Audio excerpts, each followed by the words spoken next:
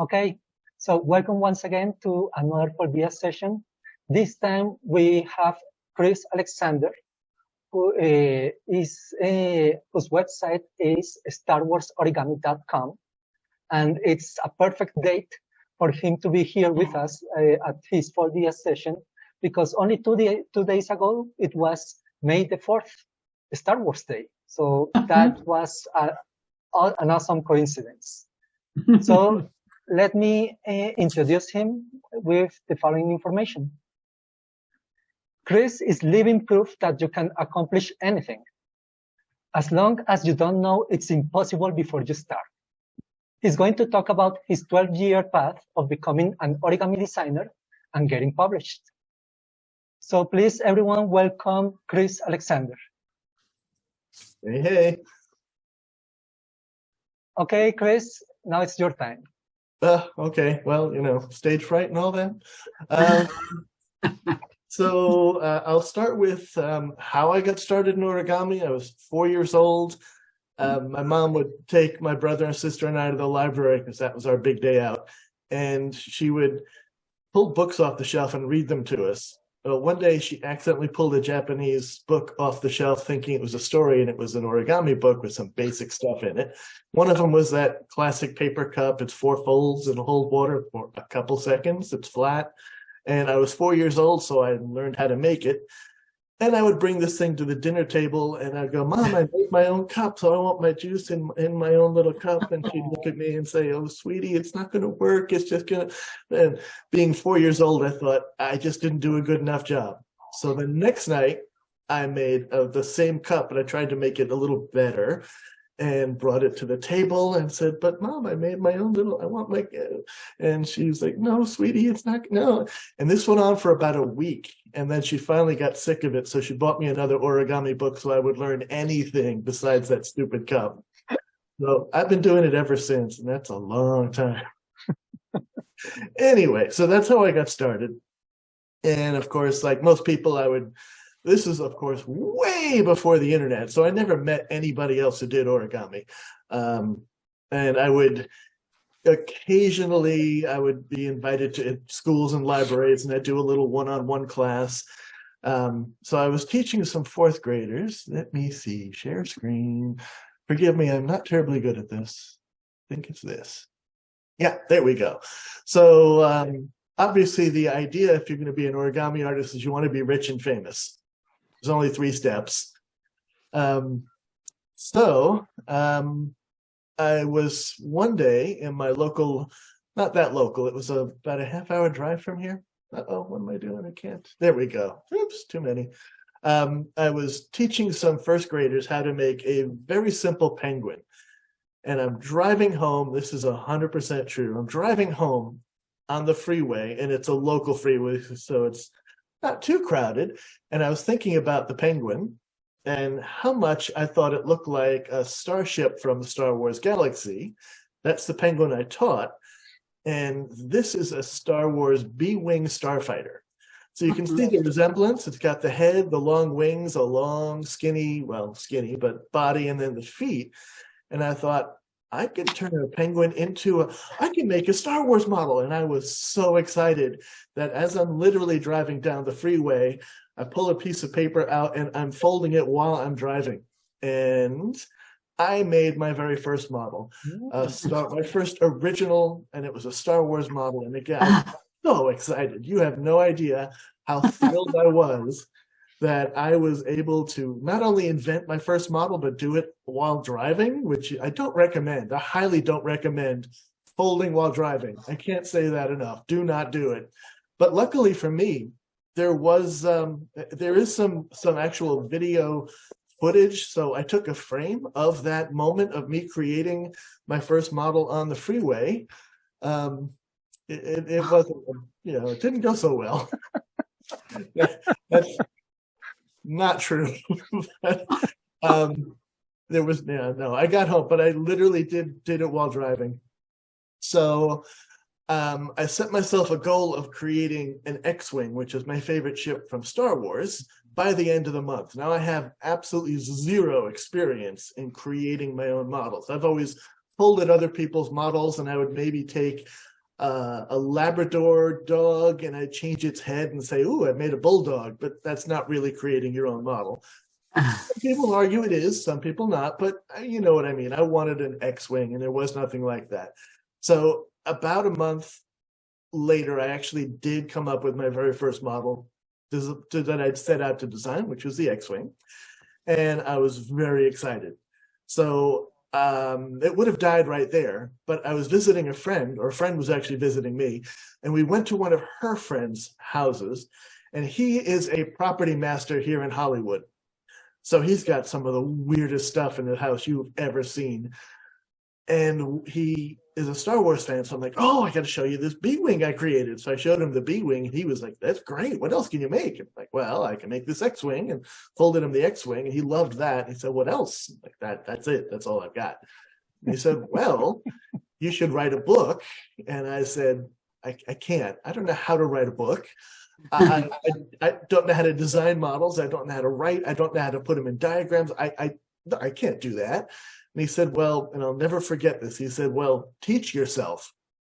And I went home that night and I thought about it. I'm like, yeah, why not? So over the next 2.5 years, I, again, with no idea what I'm doing, started writing the first version of the Star Wars book. And it was a challenge. I didn't know. I used a CAD program for my diagrams, and I had no idea what I was doing. I'd never used one before. It took me 3 days, I'm not kidding, 3 days to figure out how to draw a square on the workspace of the CAD program. So by the end of the 2.5 years, I had, that's the next step. I had come up with my first version of the book, and I was very excited. So here's my question for everybody out there. How many people, you don't have to show your hands, but just in your own head, how many of you wouldn't mind learning how to design your own models and maybe write a book and becoming famous? Simple question, right? I can tell you, you don't have what it takes. You're not good enough. You're not. No, it's just, now, if your initial reaction to that is, "Who the hell does this guy think he is? I'm going to do it. The hell with him." That's what you need. You need that, "No, I'm going to do this." If you kind of roll over and went, "Well, I guess he's right," you really want to go, "I don't care what everybody else says. I don't care what this guy thinks. I can do this." And it's going to be a climb if you've never done it, but you can do it. I did, and it took me 2.5 years to write that first version, which, oh my God, I'm embarrassed to show you. I used a very simple paint program to cut out and paste stuff, and I was super proud of it at the time. But anyway, that was the first version of my book. And after I got the book written, and it was, I think I had 15 various models in it, and some of them were obscure. I didn't have any of the major things in there. It was only whatever I thought I could actually create. But I was super proud of it, and I started approaching Lucasfilm and saying, "Hey, I would like to do a Star Wars book." And Lucasfilm pretty much laughed and said, "Nah, that's not going to happen. We're not going to, no, you're not going to get the rights to do a book. No one's be interested in an origami book. No, just go away. But if you just do want to teach your stuff like at libraries and schools and things and not make any money from it, you cannot make a single penny, then we're not going to shut you down." So, of course, I would go to bookstores and libraries and schools, and I would teach various, do events where I teach some of my Star Wars models, and the kids loved it, and they were fairly small. It was usually during holidays or if there was there's a local library that does an annual Star Wars Day thing where they bring in people from all over, and they have Star Wars reading with Darth Vader and some pageantry and stuff. So I would do those little things. And then I found out that the Boston Museum of Science was doing a convention, a program where it was called Where Science Meets Imagination, where they were talking about some of the concepts from Star Wars that are actually being brought into the real world, like using the land speeder that Luke rode around on. And now they're starting to use, I forget what the process is called, but it's not exactly a hover field. It's using the quantum locking to actually do things where it hovers and moves. And so it was kind of about that. And they advertised that I would be there teaching, and I contacted Michael LaFosse up in Boston and said, hey, I need some volunteers to help me teach. So I forget how many showed up, but quite a few. And I was also allowed by Lucasfilm to sell individual kit versions to make back whatever costs on my flights, my hotels, but not a penny more. So I had a contract with Lucas that said, yes, but you cannot make any money. So those white things in the back were I spent, I don't know how many hours printing paper and then putting in directions and putting them in these little folders. And I sold them to the museum store so that I could make back some of the costs. I didn't make anywhere near what I'd spent, but I didn't care. I was very excited. And over 4 days, we had something like 1,200 people come through.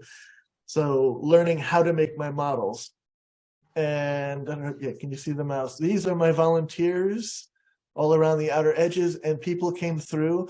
And I also thought, wouldn't it be fun to make a really big version of one of my models for the fun? So I did a large origami with a 12-foot piece of paper and made the Millennium Falcon. And I had the audience do the folding. So I didn't actually fold it. I told people where to put stuff, and it was a lot of fun. And people who had no idea what they're doing with origami, and I think I had 8 people who volunteered, and I'd say, okay, you 3, take that edge and put it over there, and I hold it in place. Now you 2 crease all the way down here, hold that. Now you take that corner, and that's how I folded the model. It was fun. So we can do that later. You should be able to do it by yourself. Anyways, I had so much response to it, and I put together a little list saying, if you would like to see the book published, please sign your name. And I forget how many signatures I had, like 600 or 700. And then I contacted Lucasfilm and said, hey, this thing went really well. People really liked it. What about publishing a Star Wars origami book? And Lucasfilm said, yeah, no, that's not going to happen. Don't worry about it. We're not going to let you do that. However, there is a Star Wars convention coming up, and if you would like to teach at the convention, don't make any money from it, but if you'd like to teach, we'd be happy to host you. And I said, okay. So I went to Star Wars Celebration, and they gave me a room and tables, and I taught my models. And I forget how many people were there for that, but of course it's Star Wars, so there was a lot of positive response. So I got all excited and wrote to Lucasfilm and said, hey, I'd really like to do this book. And they said, yeah, no, we're not going to let you do it. It's not going to happen. But one of the good things is I met one of the editors from the Star Wars fan magazine called Star Wars Insider. And he was so interested in the origami that he actually let me put an article together. It turned out to be, I think, an 8-page article, which is one of the biggest articles they'd ever had. And it got lots of positive response. So, of course, Lucasfilm said, yeah, no, we're not going to let you do the book. However, there is an event coming up at the LA Science Center where we're doing that same thing if you want to teach there. And, of course, I did that and had lots of people come through, excuse me, and lots of positive response. And Lucasfilm said, no. But there's also another convention coming up, and if you want to go there. Now, at this convention, I had so much fun with that Millennium Falcon model, I wanted to do it again. And this is just before the release of episode 3. And George Lucas himself was going to be at one of the world premieres. And I wanted to be at that world premiere and get to meet Lucas. So how do I get to do that? Well, if I make really big paper and make life-size models, then, and if I auction them, oh, that's just half the paper. The paper was 20 foot by 20 foot, which is just under 7 meters by 7 meters. Paper isn't made that big. So I had to take photography backdrop paper and tape 2 sheets together. And of course, white paper is boring, so I painted it. And I had the audience do the folding again. So it was a life-size Jabba the Hutt. And I also did 3 of the starships at half life-size scale. And it was a huge success. Let's see. And then one of the people that were in the audience watching this turned out to be an editor for Capstone Books. And a couple months later, he contacted me and said, hey, I was there. It was so much fun. And we're going to be doing some origami books. Do you want to write some origami books? And I'm like, yes. So these were my first 2 books. They're called Sort of Difficult Origami and Difficult Origami. They're part of 4 books, which were easy and sort of easy, and then these are the last 2. And they are mind-bogglingly simple books. They're designed for the 8 to 10-year-old crowd, so they're very simple models. But hey, I got published, and I was so excited. And that was because he happened to be standing there seeing me do this. So the other thing is I did get to meet George Lucas. So I thought, if I'm going to do that, I'm going to make a really nice big gift for him. So I copied a lot of other people's work to make the dodecahedron with tabs, but I used another person's concept to link it all together and have all these models on the inside. So on the inside, there are 6 ships from the bad guys and 6 ships from the good guys, one from each of the first 6 movies, because this is going to be the premiere for the 6th movie coming out. And I got to meet Lucas. I couldn't have planned this moment better if I couldn't have scripted this moment if I wanted to. So the kid in tan is the friend of George Lucas's son. And when I went to give this to him at the premiere, now this is the party that's taking place up to the movie, leading up to the world premiere. So this scene that you're seeing right here is about 5 minutes before the movie is about to start. We're in the tent. And when I got to present it to him, he called his kids over and said, hey, you got to see this is origami. And I'm like, best moment of my life. So the kid in tan, his name is Sean. And Sean, again, if I had put the words in his mouth, it wouldn't have worked any better. He says, these are cool. Which book did you get them from? And I said, well, I wrote the book. He's like, well, where can I get it? And I said, I'm trying to get it published right in front of Lucas himself. So Lucas says, well, then you need to talk to Howard Rothman. And oh my God, best moment of my life. So the woman standing next to me is my mom. She's my editor, partner in crime, good friend. So now we're walking from here to go see the premiere of the movie, and I am on cloud 9 because George Lucas himself has told me to get my book published. All I need to do is talk to nothing. It's gone. No idea what the guy's name is. And I look at my mom and I'm like, oh my God, what was that name? And she looks at me and goes, I don't remember. Tears. I am now crying. I have blown my best possible chance. So we get to the movie theater. We've got assigned seats. It's like a 3-minute walk to where we're going in. I'm waiting to get seated, and I am devastated. I have blown it. Who walks up behind me but George Lucas himself with his entourage? You have never seen such groveling in your life. Mr. Lucas, I'm really sorry. I didn't mean to. He's like, don't worry about it. And he turns to his assistant and says, give him a card, get in touch with her. She'll help you make the contact. I'm in. I'm done. How I'm going to get my book published. Way to go. And when I wrote to Howard Rothman, he said, no, we're not going to let you do the book. Yeah, but George Lucas, he's like, yeah, he may have said that, but I'm the one who makes the decisions, and no, we're not going to let you do the book. However, there's a convention coming up down in San Diego called Comic-Con if you want to be there. So off to Comic-Con I go, where I had, I think the room, actually, this is the Comic-Con. Nope, that was a different celebration. And one of the celebrities in the movie wanted to attend it to learn to make stuff, but he couldn't because of other things he was doing at the same time.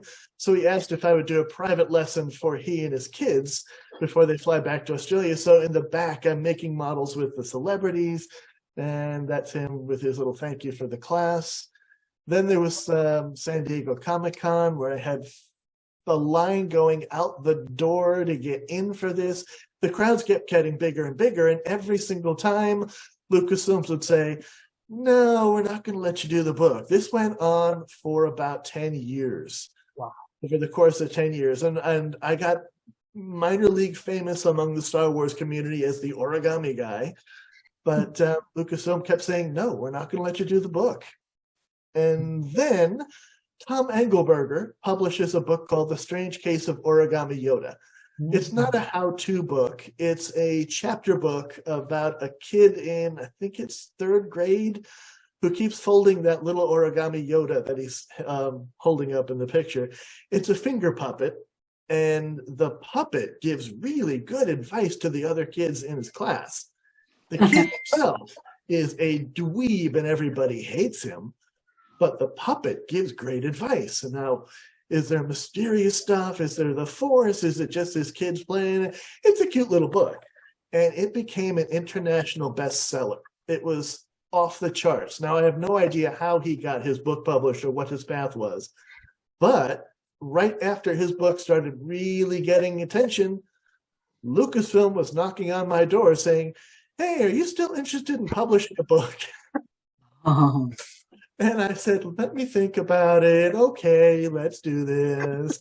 So that led to me actually getting published. So the moral of the story is, no matter what people are telling you, what your skill levels are, if you just keep plugging away at it and don't listen to when people say, no, you can't do it.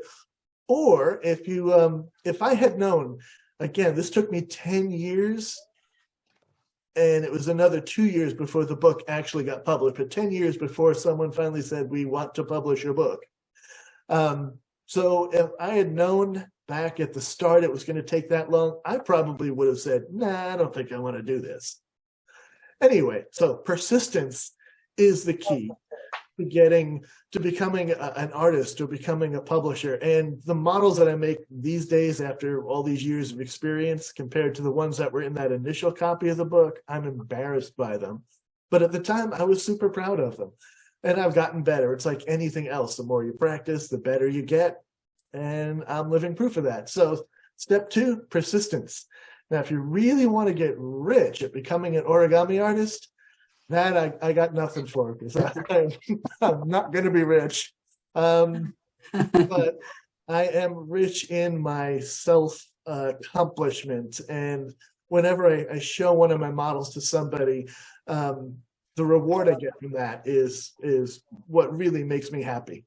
And in fact, when I logged in and I saw Linda had taken one of my models and put it in her background, that to me is like the biggest compliment anyone can give me. So anyway, that's how that's my path to getting published and what it took. Persistence. So we're going to start Q&A. Most of you probably know that I like to give 1 minute of silence. And that's just for people to try to elaborate their question for the guest speaker, in this case, Chris Alexander. Maybe jot it down somewhere. And at the end of the minute, you can share your question on the chat box, or just let me know that you wish to share your question with Chris, and I'll be adding it to the list and saying your names in the order they come for Chris to answer. So let's start with that minute. So the very first question is by Chital. Chital, are you ready? Hello, Chris. Sheetal here. Hello. Chris, why are you passionate about only Star Wars? Why can't any other series? Oh, I guess because it just came out when I was in informative years. So Star Wars was released when I was 13 years old. My mom gave me the book to read before I saw the movie. So in the summer of 77, it came out in May of 1977.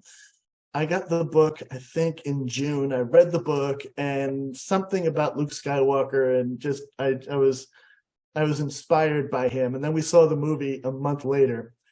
And one thing I remember from that initial showing was my youngest sister. My sister, who's 13, she's 10 years old at this point. And in the scene where the Jawas shoot R2-D2 and knock him unconscious, she burst into tears and screamed, "They shot R2!" My mom had spent forever consoling her through the rest of the movie until he came back and he was fine. But for something about that, the imagination, the story, the fairy tale of it all, it really resonated with me. So I became a huge fan, and it was just my thing. I was a Star Wars geek. I liked Star Trek. I read a lot of books growing up. My mom gave me the Lord of the Rings books about that same time, so I read those and I loved the whole thing. But something about Star Wars just brought it to the top of the list for me. Okay, that's perfect. You're not fan about the Harry Potter or the fantasy books which have come later or the movies which come later? So I do like the Harry Potter series. And after what it took to get an origami book published with licensing issues, woof. I don't want to have to go through that again. When I was doing the Boston event, I think her name is Wednesday Whitehead. She was actually working on a Harry Potter book, and she had some amazing models. I remember her sorting hat, which was really cool. I don't know if she ever got her book published. I haven't seen any of her work since then, but I didn't want to step on her toes. Someone else had already done a Star Trek origami book, and I don't like putting other people's art down. Everyone has their own niche. Everyone has their own style. But I didn't think it was that good because at the time I was a purist. You do not use two pieces of paper to put them together. It has to be one sheet. And most of his were two sheets. So now I think I would look at it again, but I haven't seen that book in years. And I would probably appreciate it a little better because now I've learned that as long as you start with a regular shape, whether it's an equilateral triangle or a rectangle or something, not just cutting out an X-wing, folding a wing and go, woohoo, that's cheating. But as long as it starts with a regular shape and doesn't really need glue, if you have to make it a display model, that's fine. But then, so I've gotten a little less, and then in some ways a little more strict with my folding rules myself. So I do have some other concepts for books. I've written a book for chess, for how to make a chess set that hangs on the wall and it's flat as opposed to a 3D stand-up. So you move the pieces in little pockets. I've gotten some other concepts in other books, but I've never actually tried to get those books published, not the way I did with this one. Thank you very much, Chris. Let's continue with the following person, which is Andrew. Andrew, your question?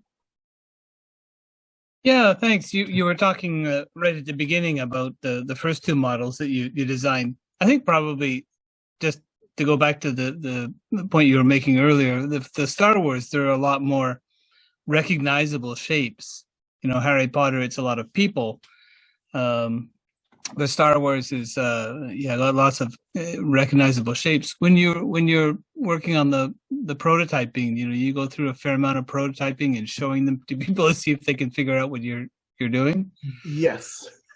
So two stories, and hopefully I'll try and keep them a little bit short. I don't know what time it is, so I don't know how much time we've got. And we have about a whole hour. So okay. It's totally okay.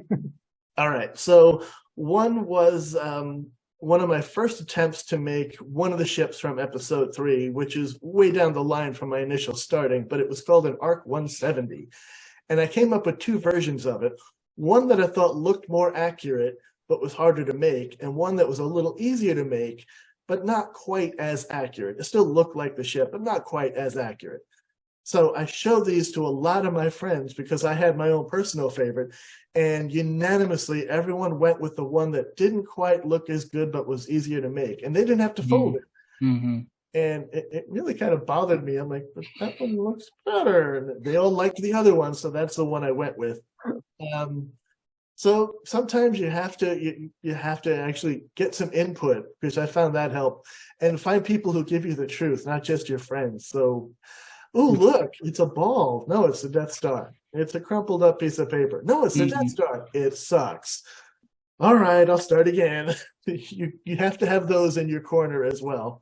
Yeah. One. And I think I saw this in the chat, so I'm going to answer someone else's question real quick. My job during this time, I was an air traffic controller for 25 years. I retired, I forget how many years ago now, about 6 years ago. And I did a lot of the creating of my models while I was on breaks or in between shifts and just hanging out. What I was working on was a very simple thing called a skyhopper, and I couldn't quite get it to come out right. and I swear this is a true story. So I'm working on a prototype for it, and I'm folding and experimenting and folding, and then all of our radar systems crashed. And it was a all hands on deck emergency. So I took what I had, I just shoved it in my pocket, I ran into the control room, we worked out the problem, they had everything back up and running.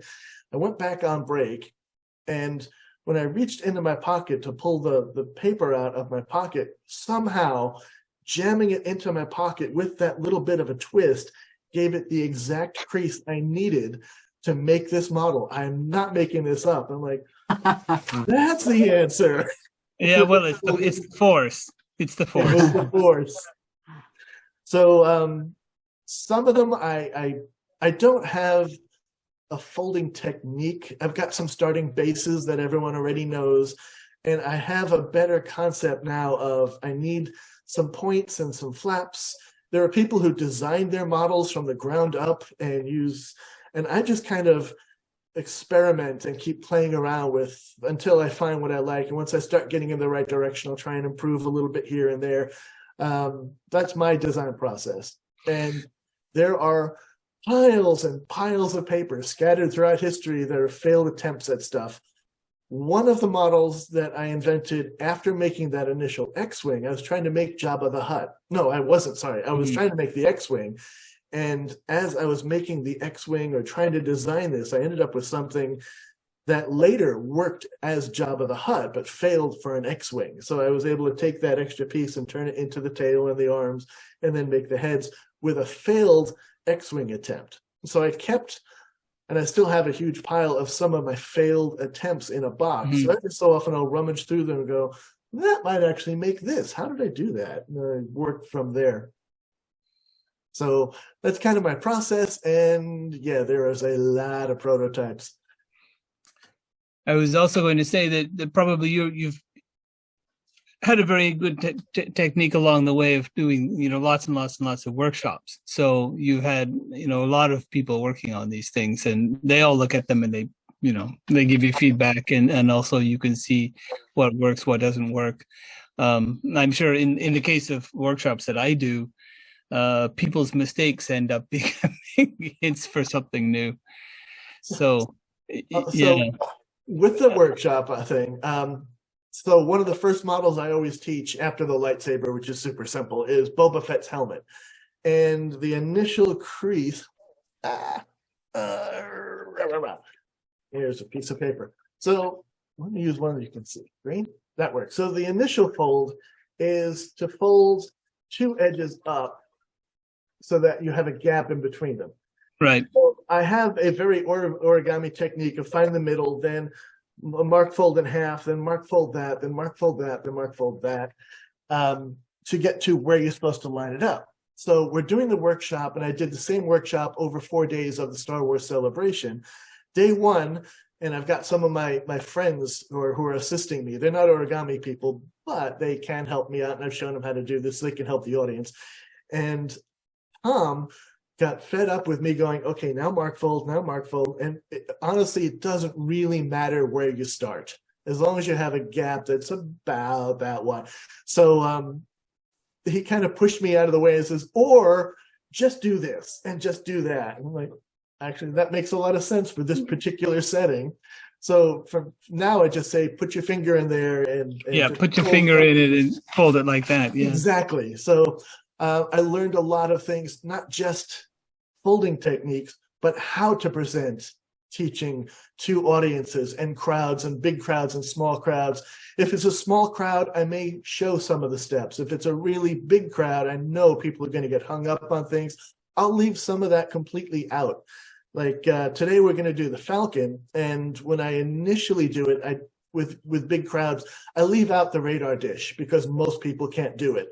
And if you have trouble with that today, leave it out. Don't worry about it. You still get a model. But these are things I've learned doing workshops. And yes, it also has improved sequencing. So I'll go back to some of the models I've designed and go, it's actually easier to do this in the beginning so that later we don't have to struggle so hard. So I learned almost as much from the workshops as the people I'm teaching. I would just make one last remark that my experience from doing the books as well, is that people's remarks are almost never about the models themselves and always about the diagrams. Yeah. So that's, even having so models is fine as long as they're easy to fold. Right. Yeah. So okay. One other footnote that you reminded me of, right after my books were published, then, and I'm doing one of these presentations at a Star Wars celebration, one of the people sitting right in the front of the audience was the woman that I'd been writing to for 10 years saying, I want to do the book. And she'd write back and say, yeah, no. And she's in the front. And after the session was over, she came up to me and said, it is such a pleasure to finally be working with you. And we're so happy to have you on board. And in my head, thinking, no, you're not. We're a bunch of nasty words and horrible thoughts. But of course, what came out in the presentation is, yes, it is so nice to finally be working with you. So, yeah, that's the other thing is I learned diplomacy. Okay, thank you very much, Thank Andrew. you. Thank you, Chris. Let's continue with the Q&A. So now it's the time for Jimena and Emma.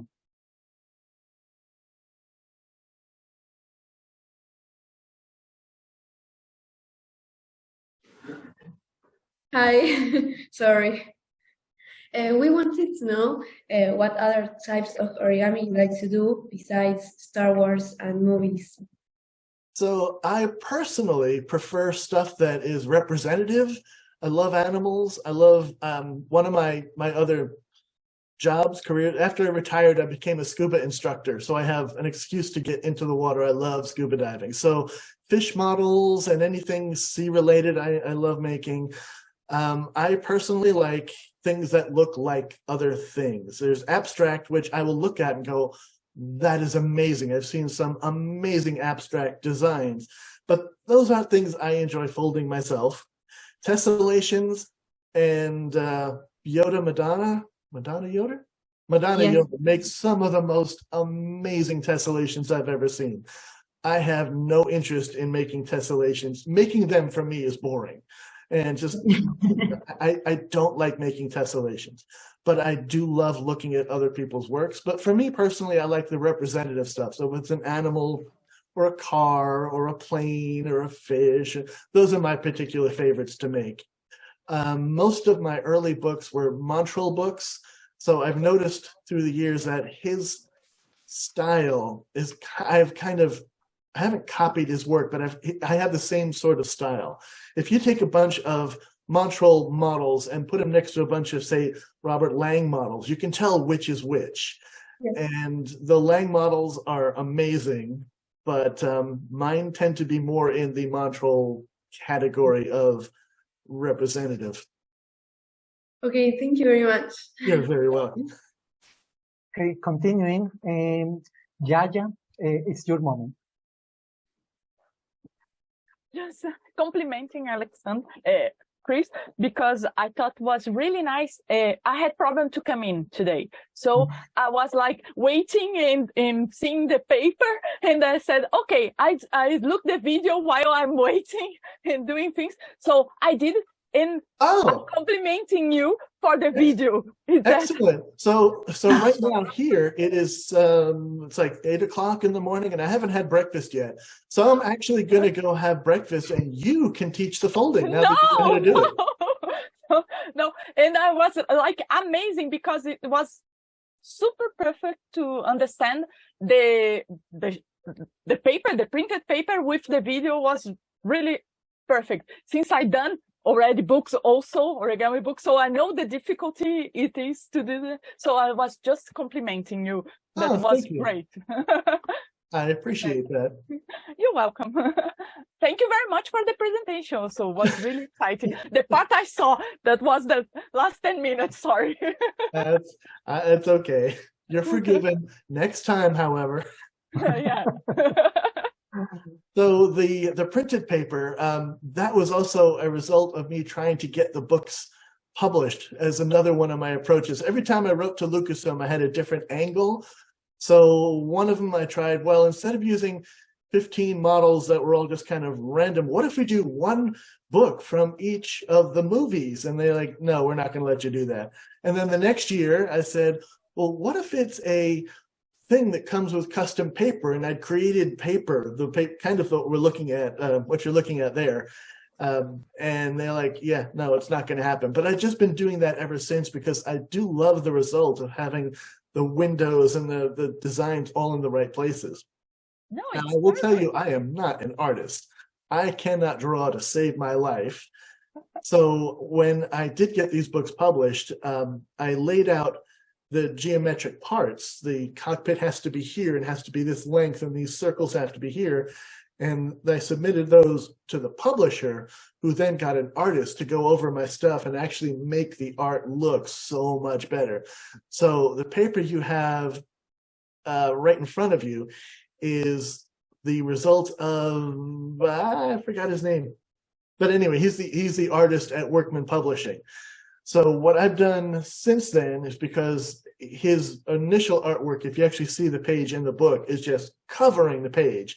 I've actually whited out some of the sections and put in the QR codes that lead to the tutorial, and I've used those papers. But I am grateful to actual artists to make my stuff look really good, because without them, it would look like stick drawings. No, it's perfect. It's perfect. It's really nice. You can see everything is in place and everything. So really great. Thank you. Okay, and Bruja wished to show you something. Bruja? Oh, I think Andrew had was holding up the actual paper, so you could see what the paper in the book looks like. If you'd highlight him real quick. Of course. Let me spotlight him then. And you. Let me look for you. Okay, you're spotlighted.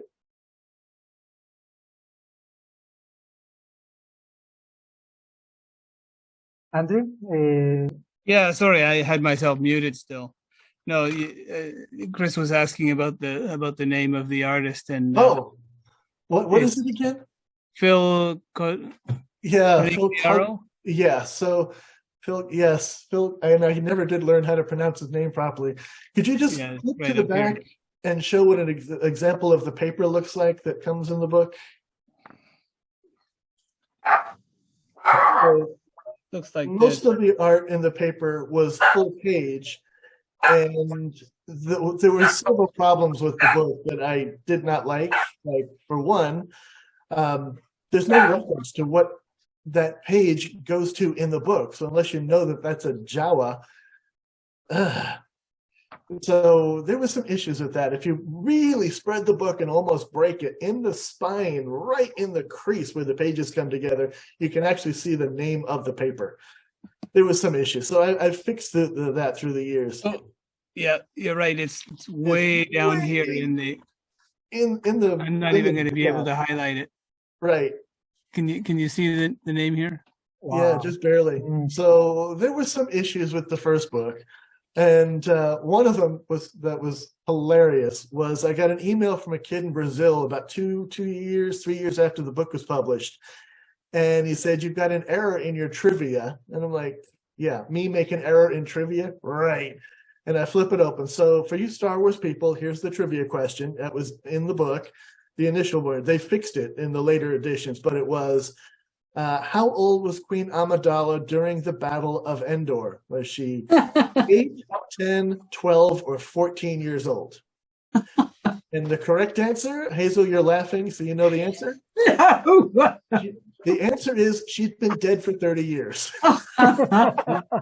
It should have said the Battle of Naboo. So I don't know if I goofed it or the editor goofed it or what happened there. But I was like, yeah, kid. Oh, yeah, the kid's right. Oh. Oh, so another fun story. This is an embarrassing story, but it's a fun story. So episode 1. So this is about, I want to say 7 years before the book actually got published, maybe even a little more. And again, I've got that very tiny little handmade book that had 98 pages or something like that. And I took it to Kinko's and I had it bound in a spiral thing. And so I had my own copy. And of course, I gave a copy to my mom. You have to. And I gave a copy to my girlfriend. And one of my best friends who helped me with a lot of the initial stuff, Dave, I worked with him. I gave him a copy because his son loves origami, so he gave it to Andrew. But that's it. There are only 4 copies in the whole world. And now 2 weeks before episode 1 was released, my local theater started selling tickets and you had to get online. I am going to be there for the first showing no matter what. So I got there about 2 hours before they opened up the thing. And there's already a fairly long line of fans waiting to buy their tickets. So what am I doing during those 2 hours? Of course, I'm making Star Wars origami models and passing them out, and everyone's enjoying them. Now, there's this 10-year-old kid in line next to me, and every time I made something, he would go, I've seen that before. Yeah, but he's a 10-year-old, so I'm just ignoring it. You know, he's a kid. So I'd make, I don't know, Princess Leia, and he'd go, I've seen that before. Yeah. He's stepping on my nerve because I am trying to get this book published. It's getting shot down by Lucasfilm every single time. And finally, I snapped. For me, I don't lose my temper. And when I do lose my temper, most people can't even tell that I've lost my temper. But I finally like, kids, you haven't seen these before. Well, I've seen the book they come out of. Now you're really getting on my nerves. No, kids, you haven't seen the book they came out of. I wrote the book, and I'm trying to get it published. Well, Andrew has a copy, and he brought it into school. Oh, God. He did see the book. He was friends with the guy I gave the book to. So I made him the Millennium Falcon as a, like, sorry, kid, I didn't mean to. I was so embarrassed. Anyways, I forgot what that was funny. Now. Okay, Ruja, please go ahead. Ruja? Okay. Hello, Chris. Hello. Hello. I am from Istanbul, Turkey. 2 years ago, I got a book from my English friend, and I want to show you. I know that book. Yeah. Do you know this book? And I want to say hello only. I wish there's a way for me to autograph it for you from here. Okay. Well, Nice to meet actually, you. there might be a way. Many of you know, why am I forgetting her name? That's very, that's not okay.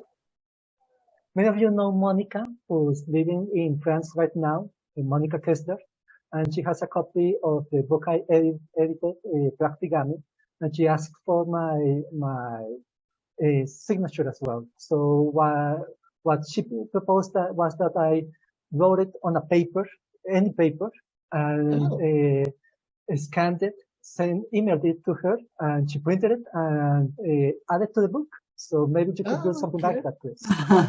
All right. Yes, why not? I will say anyone who wants that, if you email me, it's chris@starwars.com, starwarsorigami.com. I would be happy to do that for you. Okay, And I thank was you. I very will do happy it. with that from Gerardo.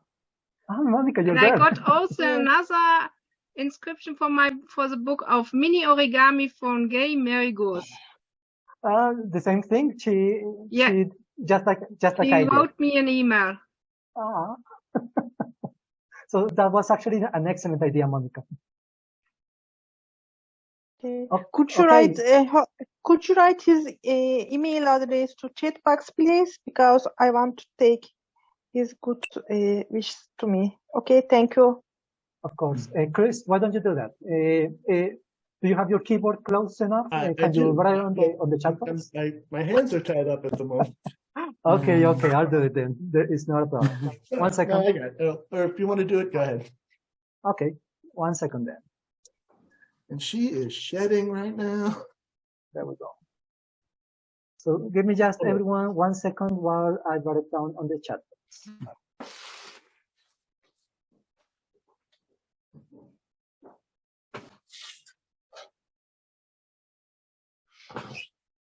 Okay, I'm almost sure it's correct, but Chris, would you check just in case? Yep, that's correct. Wonderful. And let me see, that was everyone at Q&A, so we can start folding now. All right. So I have a question. Okay. Oh, Nick, you did mention it, and I said I was going to add it. I'm so sorry. It wasn't on purpose.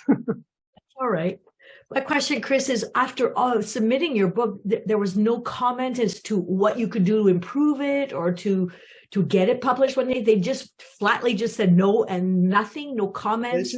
So the reasoning that they gave was no one's going to buy a Star Wars origami book. No one would be sending you to Comic-Con, and you were getting a lot of attention and a lot of people there, and they kept asking you, is as if they were stringing you along to make you work for free, but not give you any of the fun of publishing your book.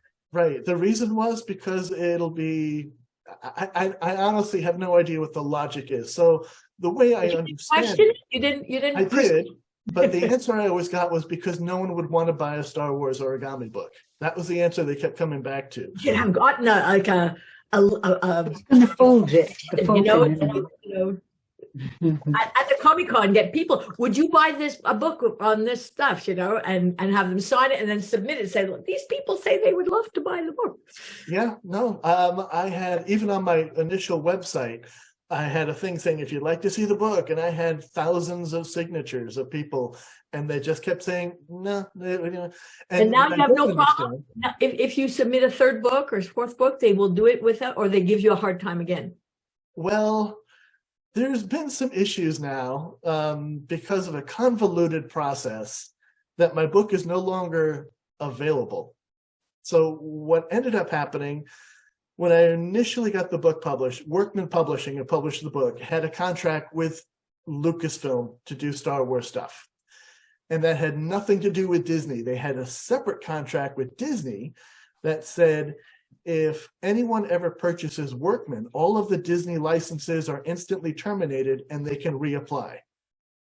Now, they published the Star Wars book with a Lucasfilm licensing. Years go by, and then Lucasfilm licensing is bought by Disney.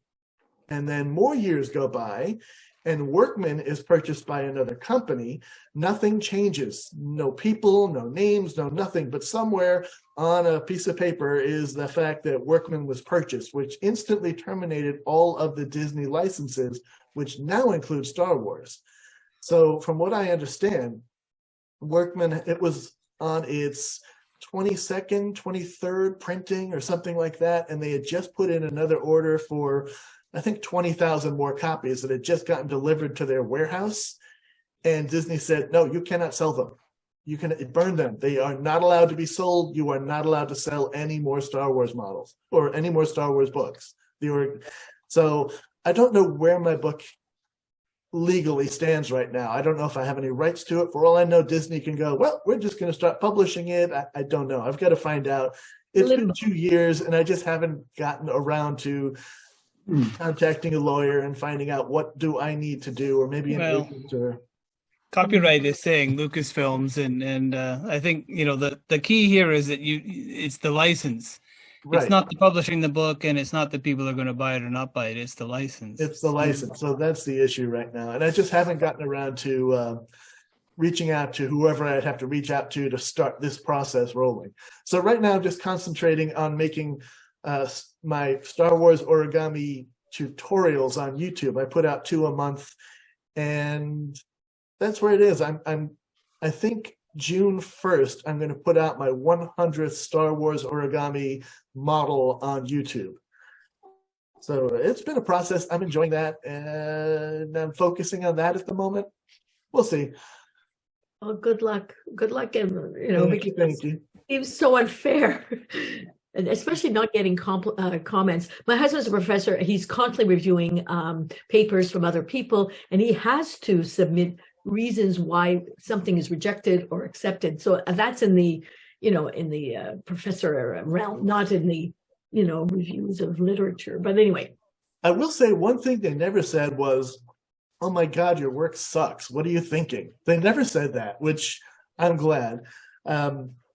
At one of the Star Wars celebrations, I always forget his name, Alan something or other, who was one of the art directors for Lucasfilms. And what he would do is have I forget what you call it, kind of like an open casting call if you were at a Broadway play looking for actors. So he would invite artists, or you can just submit to see him, and then he would give you a honest review of your portfolio. And it was they were looking to hire artists and they only take the top 0.0001% to be artists working for Lucasfilm to help design and create packaging and models and actually work on movies and such. So I got on that line, and when I got to him, I'd actually made this really big 3D display case with all my models and stuff in them. And I showed it to him, and he was amazed by it and said, well, what do you want from me? I'm like, I just would like someone at Lucasfilm to see that this isn't finger painting. This is an actual art form, and to take it seriously when I submit a thing saying, hey, I'd like to do this. And he's like, this is really amazing.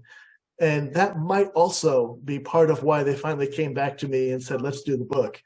One thing, going back to the perseverance part, when Lucasfilm did decide to do a Star Wars origami book, me constantly banging on their door for 10 years and doing all these events, my name was at the top of the list when they decided to actually do it. So that had a lot to do with getting published.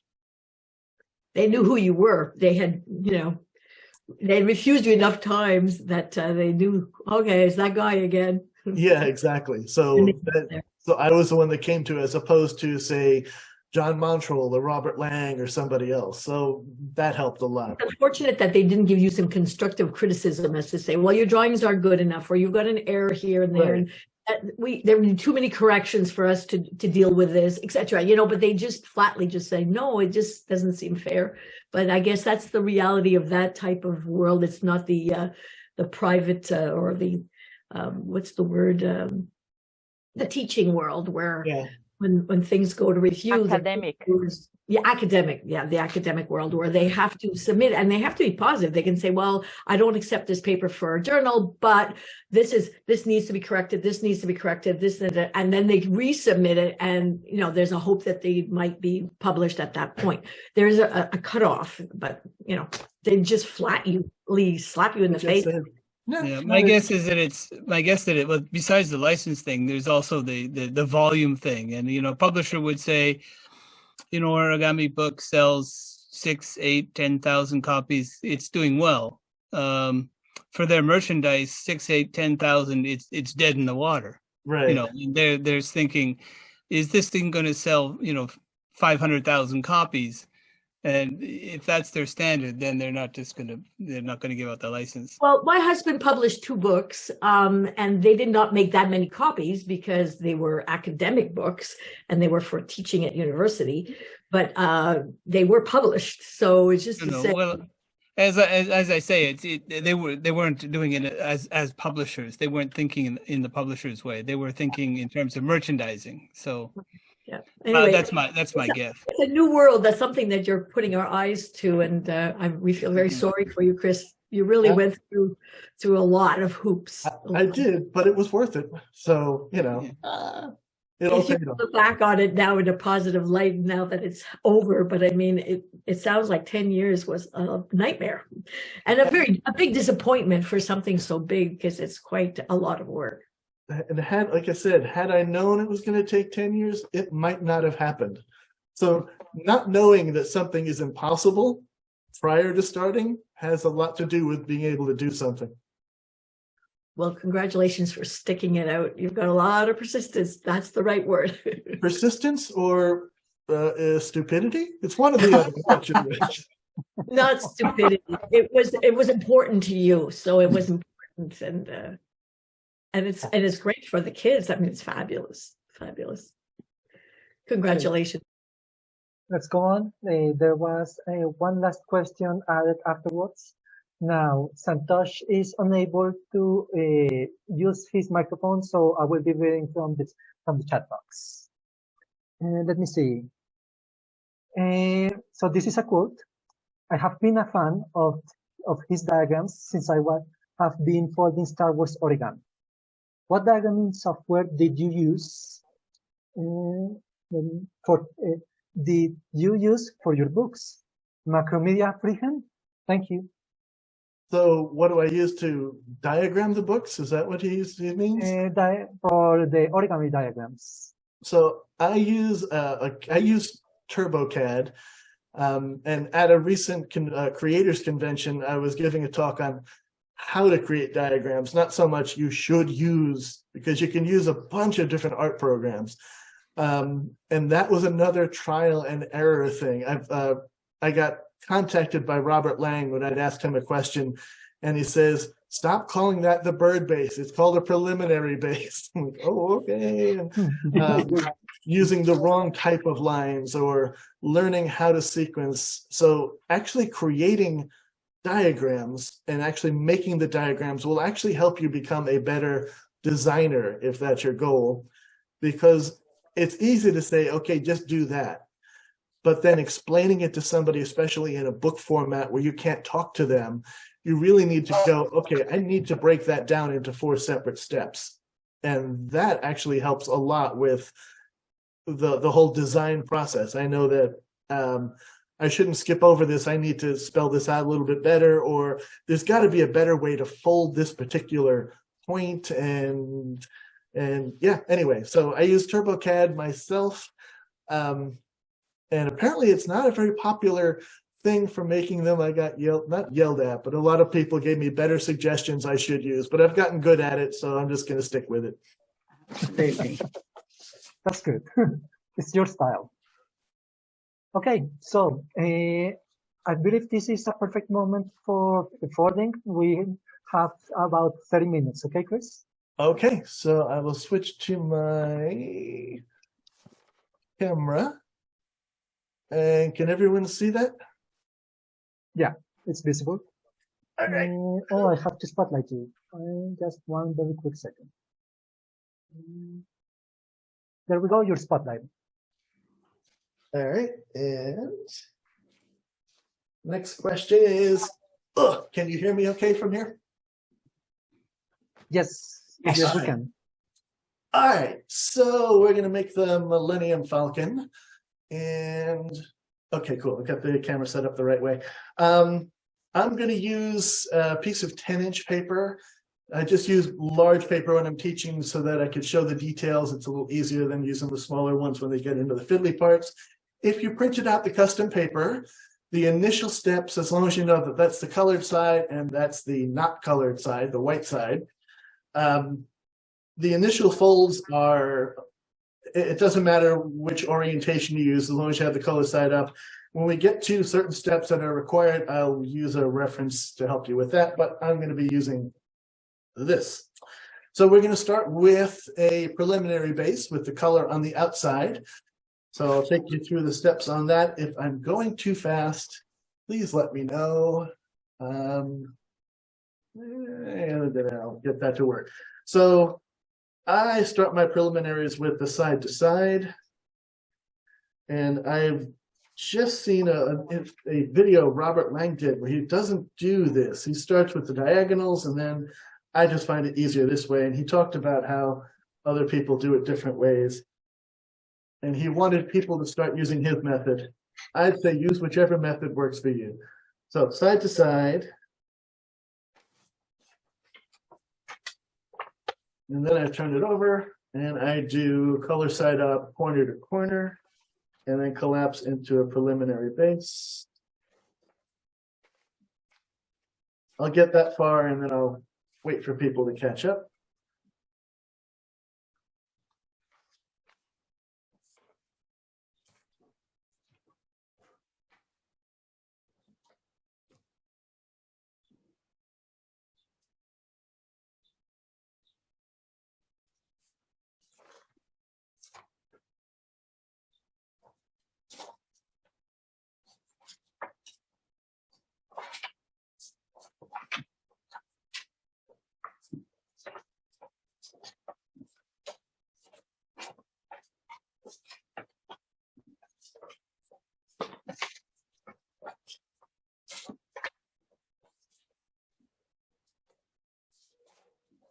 Just remember, just in case, during the recording, if you have any questions, you can automatically use your microphone or the chat box.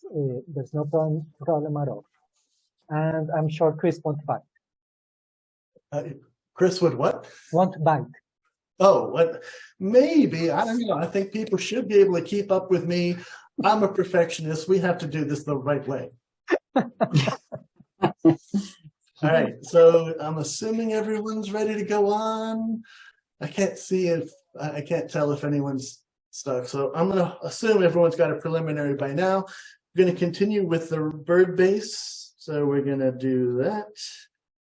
And again, at this point, it doesn't matter if you're using the custom paper. As long as you have the markings on the outside, we're going to fix that part in a couple seconds. So fold the edges into the center, unfold, turn over, repeat. And you're using the raw edge to fold to the center.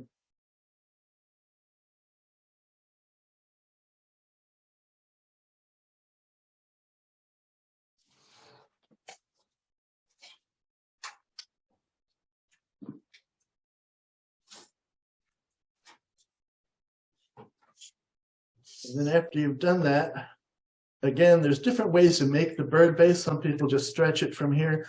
I personally like to do a reverse fold on these corners.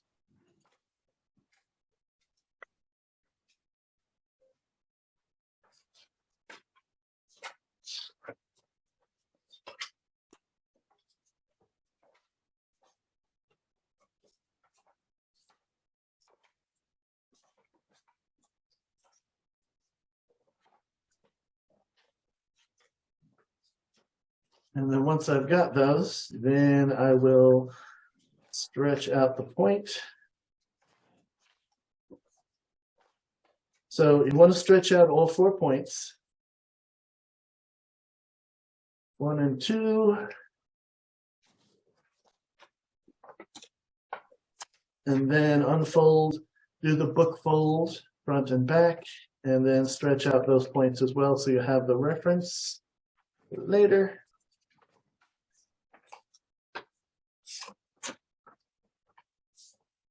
And you should have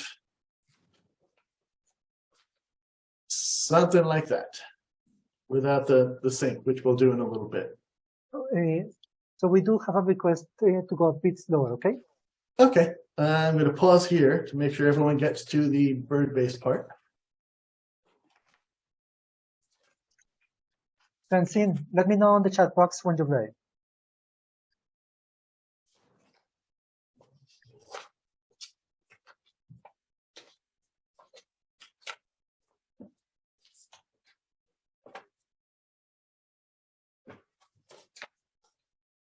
All right, so now the next thing we're going to do, and this doesn't need to be super accurate, but we're going to take this triangle up here and we're going to fold it in thirds.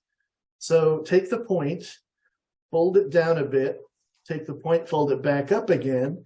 And if the point is close to touching the top edge here and the bottom is right along your crease line here, that is roughly thirds. And it doesn't have to be exactly accurate. As long as it's relatively close, it's good enough. You're going to mark fold, just gently crease those, and then unfold.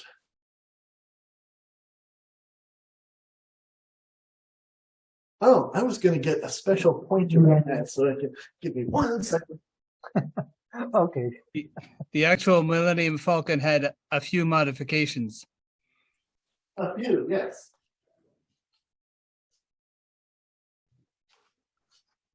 All right. I have my point. So chopsticks make really good pointers. And these are my lightsaber chopsticks. I should have in mind that. Anyway, so this is my initial line. I've got 2/3 here. So once you've got that, you're going to take this top one and you're going to crease it to death. This one needs to be creased really hard because now we're going to do a sync fold on that. I know a lot of people get scared by sync fold, but do not be afraid. I'll work you through this. So once you've creased and uncreased that really good, unfold everything. Go all the way back to the square.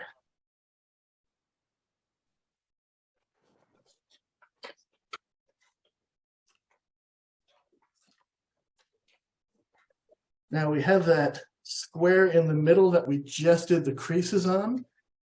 Color side up, you're going to turn those 4 creases into valley folds. So just go along the edge, crease, crease, and crease. And then bring the edges down so it has a little flat tabletop. Kind of push in. Something just popped up. Gerardo, are you laughing at my process here? No. Colleen was sharing with us how good she is at unfolding. Oh, okay. That's one of my favorite steps. When I teach audiences and there's a lot of fold, unfold, fold, unfold, fold, unfold with people who do not know anything about origami, they tend to groan when they hear unfold for the 5th time. Yeah. Right, so bring everything back to the bird base with now a truncated top.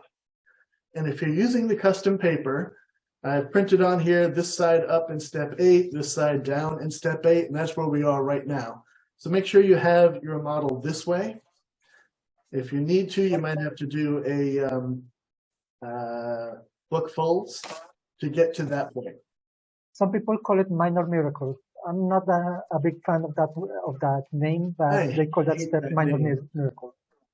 I hate that name so much, I refuse to use it. I understand. All right. So once you've got that, then you're going to lift the top flap all the way up, and you're going to fold it down even with that second crease line right here.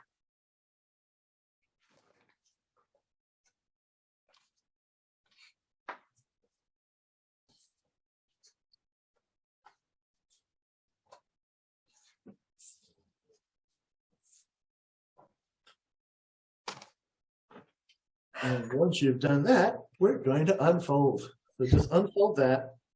And now the new crease that we've had, fold up using that crease.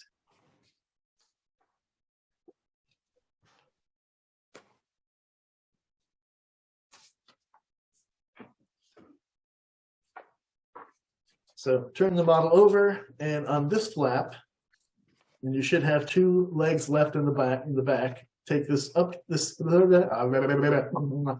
this flap and just match the point.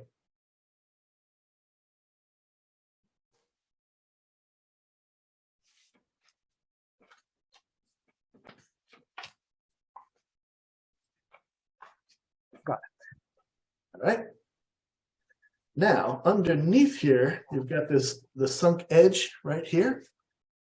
So you're going to take the top of the point and fold it to that sunk edge. So just kind of figure out where it is, put that, and fold it to that point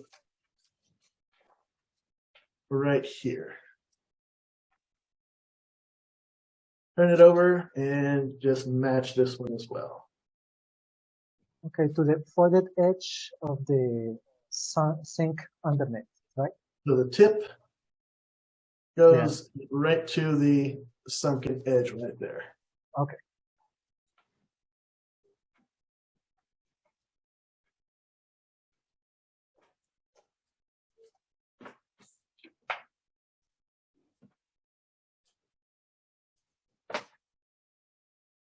We're good there? All right, now again, we're going to do the book folds, front and back. So what you have now are 2 truncated legs, and for whatever reason, I've always thought that looked a little like an elephant, or at least the bottom of an elephant. Yeah. You've got those 2 points. And on your paper, if you're using the custom paper, you want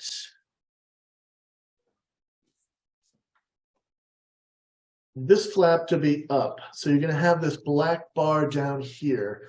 That is going to be the cockpit when we get to that next step.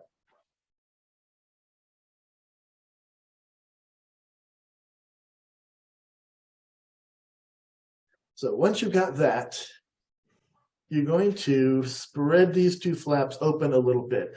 So you've got the corner of your paper right here. I should zoom in a bit. Yeah, that'll work. So you've got the corner right here, and you've got the center line of your paper. You're going to pivot these two so that the edge that's in the middle lies halfway between the corner and the center line. So just pull it out a bit. Once it's halfway, crease through here where the paper is so it stays in place. And do the same thing on this side. Yeah, right about there. And Can you go back one step? Can you go back? I don't know. I'm not with you. Mine isn't looking like yours. Can you go back one step? Sure. So you're here? No, mine is still at that where the little funny sink. I'm sorry. Here? Yeah. Okay. So I turn it over. So wait, you need a book fold. So bring the two edges, one edge over, turn it upside down, and one edge over. So these 2 points are now in the middle. Oh, okay. And then you're going to pivot these out so they're halfway between the center and the corner. I guess I didn't do the minor miracle. Did you get that, Anik?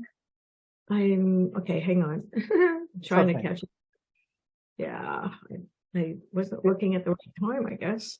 If you need an extra explanation. Okay, got it. I'm there. Okay. Thank you. I'm caught up. All right. So now we're going to do a rabbit ear sequence. So this point, again, this black area here is going to be the cockpit. So this is the one you need to have on top at this moment. Need to turn it over. You want that black on top. If you're just using plain old paper, you're good. The crease is going to start right here in the corner. And this edge of this paper is going to come right to this gap. And if you want to get really technical, there is a little tiny gap on the actual model of the Falcon. So from this corner, bring this edge over, meet that gap, and then slide it down ever so slightly.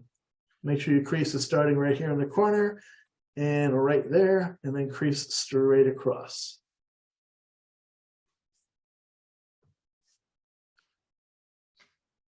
So it's not exactly on the angle of the outer It's easier to put it right there in the corner.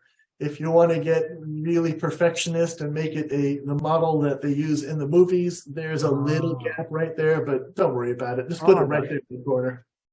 Oh, I see what you mean. Okay. So now you're going to unfold that, and your next crease is going to go from that corner through this intersection and basically do the same thing that way. Now, the easier way to do that is actually to start a rabbit ear fold. So bring these edges together. And then you can kind of wiggle this back and forth to make sure that the crease goes from this corner right to that same intersection. And then you can lay that point flat over.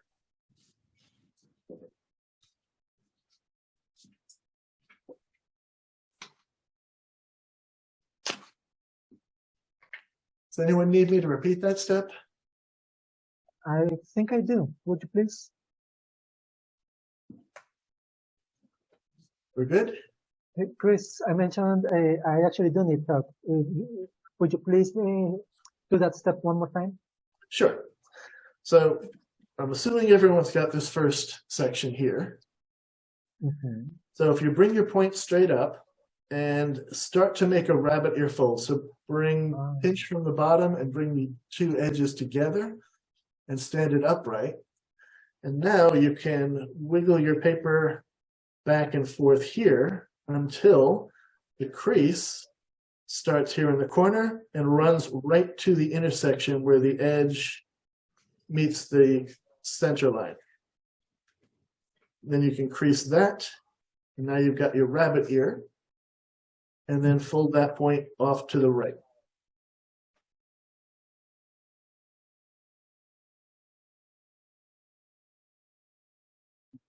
Would you mind flattening the model completely so I can look? And if you point to the other way, that tip, how will it look like? Would you now turn that tip from right to left? Turn it like that? No, just the tip, the top tip. Oh, the tip. Oh, okay. So. Okay. Something went differently. Maybe it's because I did lower the initial fold a bit under the angle. Yeah, I'm sure it's going to work out. Okay, all of this gets covered, so it's not that important. Okay. There was someone else talking, right? I'm sorry. I think I talked over someone else. Was anyone else saying something? We're good? I guess not. Okay. Okay. All right. Now we're going to put a crease that starts right here in this corner and runs parallel to the center line. So you're going to take this edge and fold it like that. So it should run as close to parallel as you can. And this is a relatively forgiving model, so if it's not exact, it's not going to affect anything. So fold it like that. Again, this should be parallel to the center, starting right at this corner. I think I goofed a little bit, but it'll work. And then take this point, move it out of the way, and do the same thing on this side.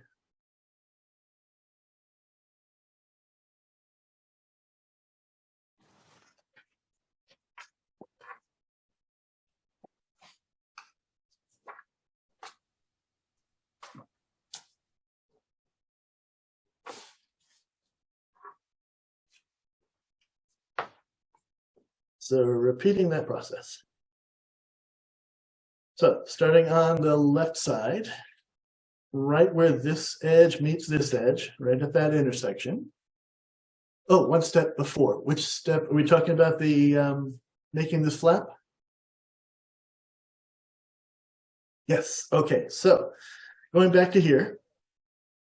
And again, if you're here, you want the black windows to be on top. You're going to start from this corner and fold this point, this edge over. Go ahead and put it right in that corner.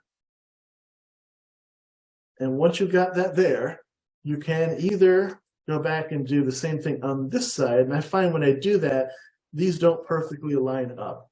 So instead, after you've done that crease, unfold, bring these two edges together as if you're starting a rabbit ear. Oh, she's already got the rabbit ear. Okay, so once that's flat, the crease is going to start right here where this edge meets this edge, right in the corner. And this crease line on this top left edge is going to be parallel to this center line right here, top to bottom. So I crease it over.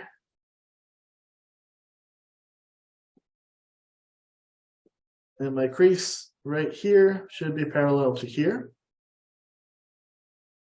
And then bring this point out of the way and do the same thing on this top flap here. This crease starts right in the corner and is parallel to your center line. All right, now match the bottom edge. So take this bottom edge and fold it along that same crease. Lift the flap out of the way and take this bottom edge and fold it right along that bottom edge. No, when they're finished. Okay.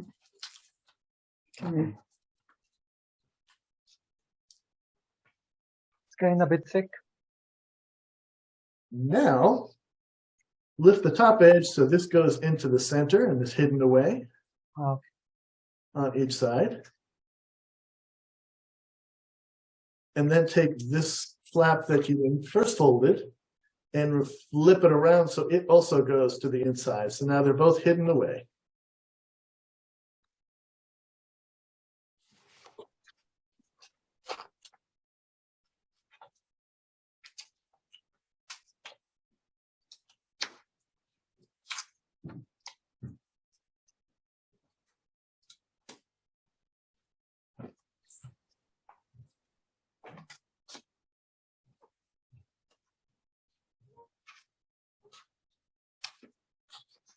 Good with that? All right, moving on to the cockpit. So again, you should have the black on in this corner right here. This is kind of a, we call it a rat fold. You're going to take this edge here and fold it back. So you want to leave a little gap right here. And roughly that much. So it runs parallel to the ship. It doesn't actually touch the ship. And you want this point to kind of be centered forward. So a little bit of wiggling back and forth until you get what you like. Again, it doesn't have to be exactly accurate. I'm going with that. So the center of this triangle should be ish parallel to the center of my model. And you can see mine is a little off, but it doesn't matter that much. Give that a crease, unfold that. And then spreading from the front, here, we're going to do a reverse fold. So push down on that and reverse fold. So the edges go inside.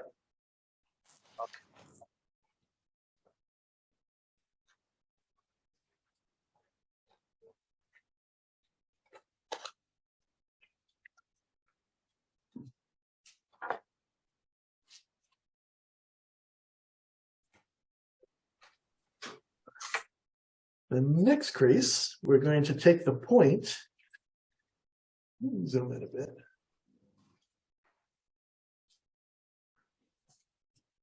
A little bit. There we go. So we're going to take this point and fold it roughly back here so that that much of the cockpit is showing. So if I go to about here, that looks about right. So this is kind of, again, an eyeball. It should look something like, oh, that's not focused. Why is that not focused? If I touch that, does that help? Well, since it was focused on zoomed, when you zoomed out, when you zoom in, it should go out of focus. But I think it's okay. I think it won't be that much of a problem. Okay, well, for now, we'll use that and I'll zoom back out a bit. But this is roughly the proportion you're looking for. I'm going to unfold that, and then opening from the side here, we're going to reverse fold on that crease, and that should finish the cockpit. And I will zoom back out a bit.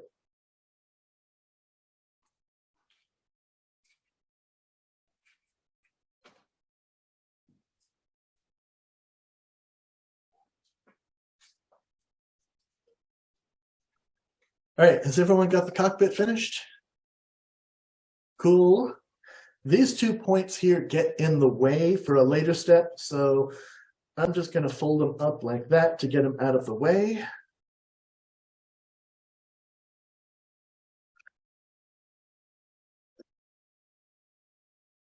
Would you mind repeating that step, please? Sure. So these 2 corners here. Oh, okay. They just interfere with later steps. It's not important, so you can either fold them up if you want to do a back fold, if you want to reverse fold, if you want to get some scissors and cut them off, then you should not be in this room. But you can get them out of the way either by reverse folding them or mountain fold, valley fold. You just want to get them out of the way because they interfere with the very last step. Got it. So once they're out of the way, we're going to take this flap and fold it up. And the crease is going to start right here. If you fold right here, it will also interfere with the later steps. So give yourself a little bit of play. So a little bit less than that, but a tiny amount. Fold it up.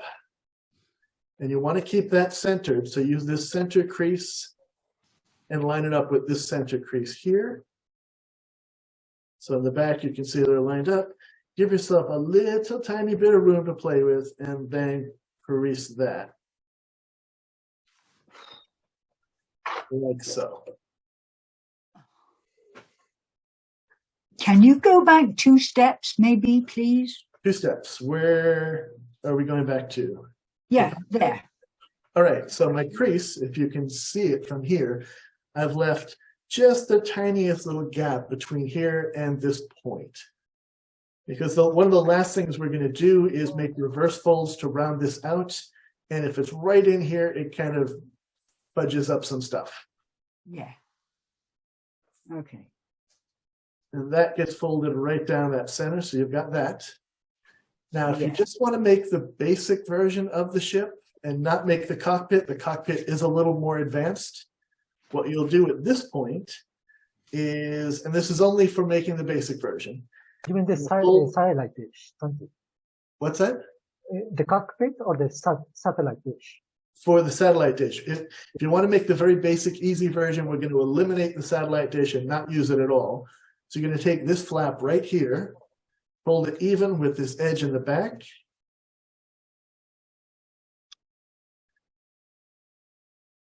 Fold that in half, and then fold it in half again, making this little tiny rectangular flap. And the reason you have to do it twice is because the pocket we're going to tuck it into is not that deep. Once you've made that little tab, take the tab, flip it around, and put it inside this sink fold. Oops. To hold it. Now I can't even get it done. Inside here, and that will hold the model closed. Can't get it to go in. Come on, get in there. All right, then it's in there. But anyway, that will be inside, and that'll hold the model closed. If you want to make the more advanced version, don't do any of that. Instead, we're going to do the radar dish, which is a little bit fiddly. So pretend none of that happens, or if you've got that, hang out, because we're going to come back to make the final steps at the same, whichever version you made. All right, so for the more advanced version, you've got this flap and you've got this edge of the flap from the cockpit. Hard to see here. That edge right there. So fold this flap right along that edge. Like that. Okay. By the way, just to mention to Chris and everyone else, technically there's only 2 minutes left, but we can extend the time a bit if it's okay with Chris. That's fine with me. Okay. I'll just have breakfast later. I'll just starve, but whatever it takes for my family. You poor soul. I know the sacrifices I make. So anyway. Compared to a 10-year wait. Yeah, that's how it won't take 10 years. Okay, thank you. All right, so you've got that edge folded even with that edge in the back.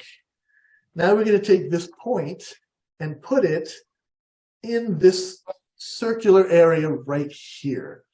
So here's my edge of the paper. Here's this edge of the paper. The point should go in the center of kind of a circle right here. So there's no reference points other than the point goes right about there. And then you're going to crease that.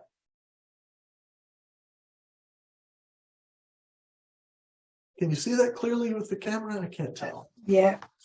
I think it's okay. Is it okay for everyone? Yes. Okay. All right. Then we're going to, let me fold it a little further. I'm going to bring mine up a little bit more. All right. Then we're going to fold this new triangle even with this edge that we made the first time. So it's now even with that.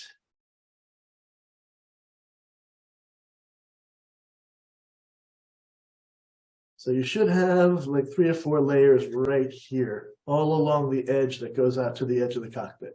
Yeah.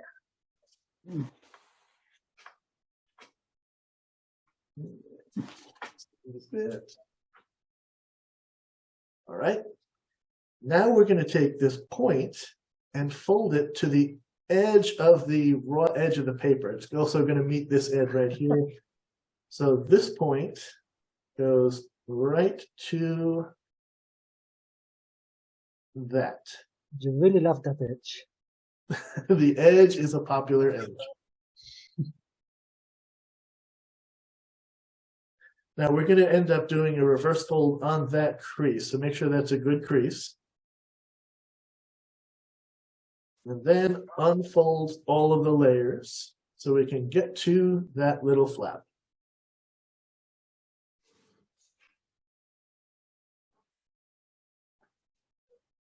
All right, so I'm going to turn it over So I find it easier to work this way.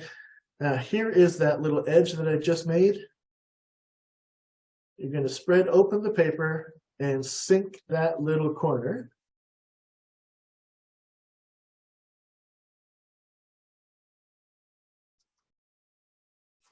So you've got that little tiny triangle tucked inside.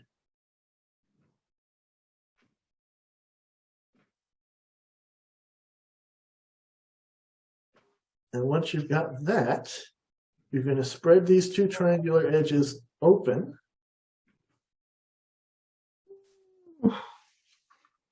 I know, tiny pieces of paper. You should have that little, it looks like, to me, it looks like Superman's logo. Yeah.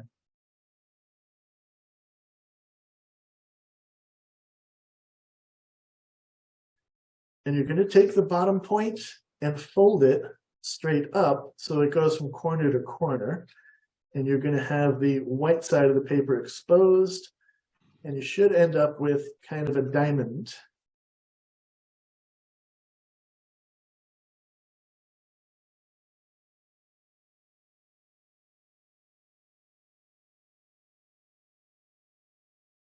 Okay. And now this is supposed to be round. So if you can, little tiny, tiny mountain folds to round out that dish a little bit so it looks rounder. Did you say divide it into 15? Exactly. What? Divided into 7/34 of the. Okay. And then that's how we've made the radar dish. So that's all there is to that. Okay, so Oh, Lord. Now, the original creases we made to line up with the edge are this one, that one, and this one. This one's a mountain, that's a valley, and that's a mountain. We're going to switch those. So turn this one into a valley, this one into a mountain, and this one into a valley.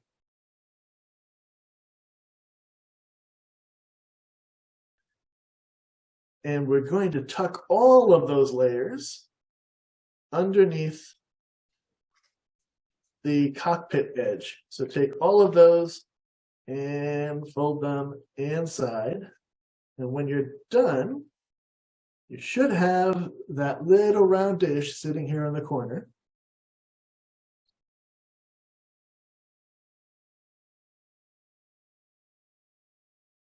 And that, oops, I didn't quite get that right. There. And by doing that little tuck, it'll also hold everything closed, similar to tucking it up here. Could I do, what was that? Someone said something?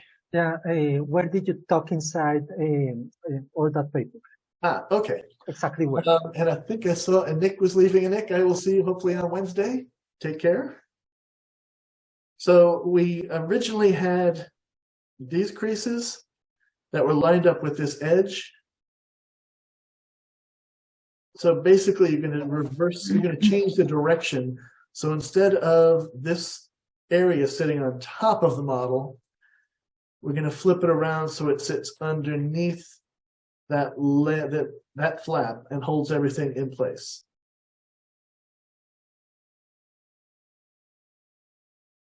My dish is not cooperating. Come on, sit.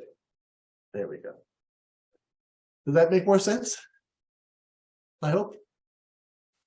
It was Francine. Did you get it, Francine? I don't have that flap anywhere somehow. Okay, wait, going back. So I have 3. So you had these creases wait. here initially. Yeah, okay, I see it. Sorry. Yeah, I was on the wrong side of the model, so the flap was gone to tuck it in. Oh, okay. Sorry. No, that's fine. Yeah, no, I have it. Okay, so everyone's got this little thing here. Thanks. All right, and then all we're going to do is fold the radar dish upright. So now we have our little radar dish. Okay, I got it. Let's see now. Yeah, I got it. Okay, we're almost done. One more step and we're finished. So we're ready to do the hyperspace run. So turn the model upside down.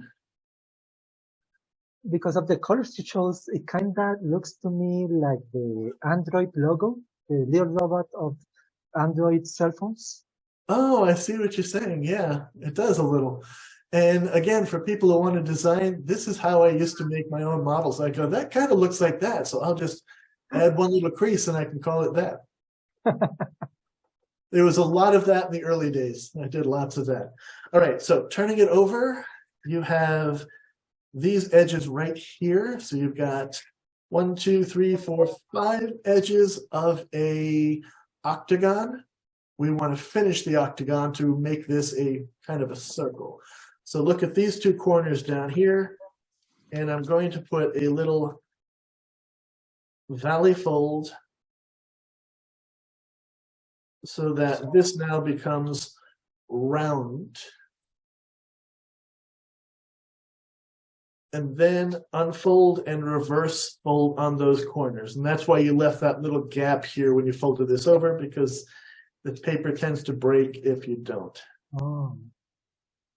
So 1 reverse fold, and then 1 more reverse fold.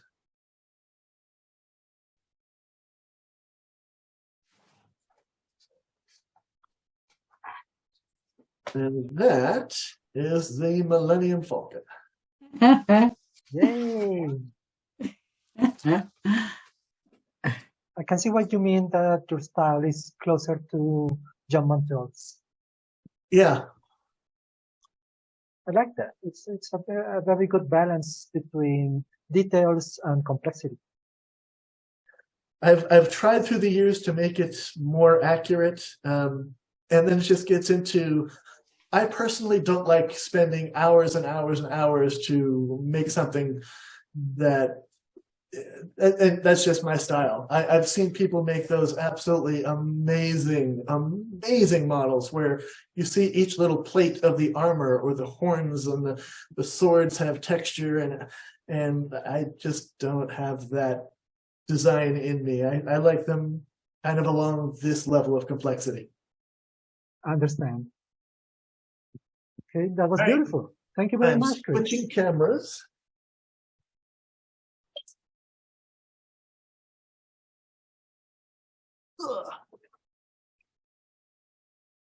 There's my camera. There we go. Better. All right, so how did it go? Did everyone get it? Yeah. Cool. First time for me. Brilliant. Wow. Yours looks like a dog, Gerardo. Really? Okay. It's just recycled paper. Wow, Ramona's, yours is so big. Later.